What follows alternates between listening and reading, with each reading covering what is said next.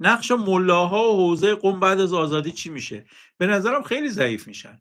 جمهوری اسلامی اگر از بین بره، نهاد روحانیت خیلی ضعیف میشه، چون دیگه آخوند بودن صرف نمیکنه. الان آخوندن چون ده ها هزار شغل دولتی هست به دست میارن. همین امام جماعت ادارات و نماینده ولی فقیه و امام جمعه و جمهوری اسلامی نباشه این شغلا دیگه نیست. الان خیلی ها میرن قم آخوند میشن که از طریق اون شغل پیدا کنن. موقع شغل بهشون ندن دیگه کسی رغبت نمیکنه بره آخوند بشه. ضمن اینه که اگر جمهوری اسلامی بره، مردم ایران دیگه حواسشون هست که این آخوندا برنگردن به حکومت، به همین دلیل خیلی محدود میشن. بعدم اگر حکومت به اینا بودجه نده خیلی محدود میشن.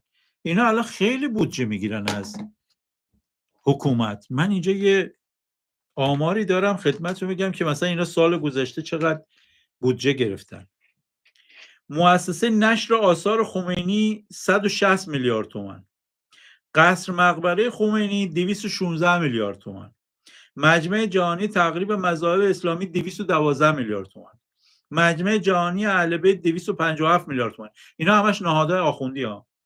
دفتر تبلیغات اسلامی قم 831 میلیارد تومان، شورای هماهنگی تبلیغات 268 میلیارد تومان، شورای عالی حوزه‌های علمی قم، شورای عالی حوزه‌های علمی سراسر کشور 7000 میلیارد تومان، شورای حوزه علمی خراسان 900 میلیارد تومان، مرکز خدمات حوزه 7500 میلیارد تومان، مؤسسه آموزشی امام خمینی وابسته به مصباح یزدی 437 میلیارد تومان، سازمان تبلیغات اسلامی 8700 میلیارد تومان، شورای سیاستگذاری ائمه جمعه 311 میلیارد تومان، جامعه المصطفی برای این طلبه‌های آفریقایی و اینا 1450 میلیارد تومان، ستاد امر به معروف 256 میلیارد تومان، اوقاف 132 میلیارد تومان، کمک معیشت به روحانیون 1227 میلیارد تومان، راهیان نور 49 میلیارد تومان، قرارگاه قرب بقیت الله 3000 میلیارد تومان.